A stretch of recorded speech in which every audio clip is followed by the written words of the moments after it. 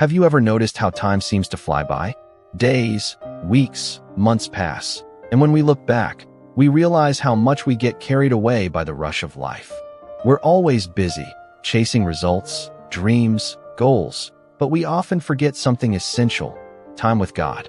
How many times have we said, "I couldn't pray today, I'll pray tomorrow," or "When I have some free time, I'll read the Bible"? But tomorrow doesn't always come, and God doesn't want the leftovers of our time. He wants the center of our attention. The Bible reminds us in Ephesians 5 verses 15 and 16, "Therefore, be careful how you walk, not as fools but as wise, making the most of the time, because the days are evil." Paul is saying, make the most of the time. This means using every moment well, not wasting life on things that don't edify, and prioritizing what truly has eternal value. Today, we live in a time when everything is urgent: responding to messages, completing tasks, achieving goals.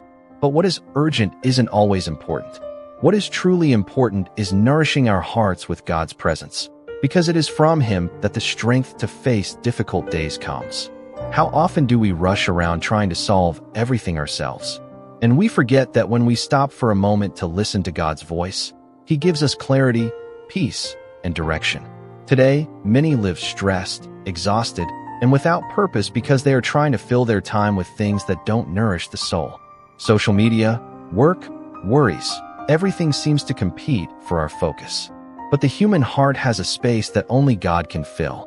In Ecclesiastes 3 verse 1, it is written, "To everything there is a season, and a time for every purpose under the heaven."